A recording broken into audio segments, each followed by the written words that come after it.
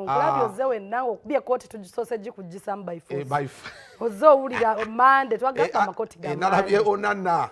Onana omumanyi. Namuyize eggulo. Kenzo yamuyimbira akayimba Onana mama we Kenzo super. Nono mvubuka Bannayuganda nalabye nga banange bagala tomera musajja ono abasajja mwagadde mu mpira. Nodi yamuyimbira amadde nkyaga akayimba Onana bamuyitani oyo guy.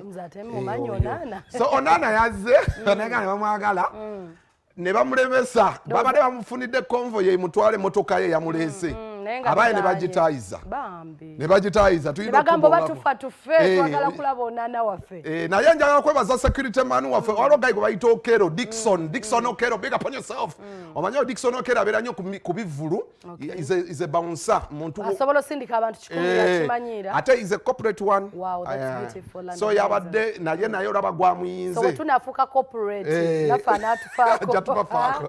So Onana bamugye okukakana ng'emmotoka ebadde ino omutwala bagimulemesezza n'agendera mu spasiyo mu kamotoka awo keyasanze awo amangu amutwale ng'abantu baganye tolinnya twagala kubuuzaako. Not every day people see a Manchester United and is the best keeper in the world. Oba kikuluma Lorenzo Gwase n'ogwamanyi tujaleeta aba Arsenal mpozi nawe oli wa Arsenal. Nze ate munaye ndi wa Arsenal wenga nagamba dda. Kale katusooka twalaga embeera bwe yabadde. Onana was here. Cameroon yabadde ezannya omupiira. Actually it wasn't Uganda. What's funny, Uganda wasn't playing but two countries just chose to Cameroon play. mbi nnyo bwetyo erina n'omukwasi wa kipa asinga. Don't joke around. That's amazing. So nawulidde bagamba mbu yasevinze Uganda fe abatabitegedde badde bategeeza ki mbu yakutte gundi etaasa Uganda esembayo ezo. katulabe omukulu Onana then twengere ne program y'ennaku olwaleero.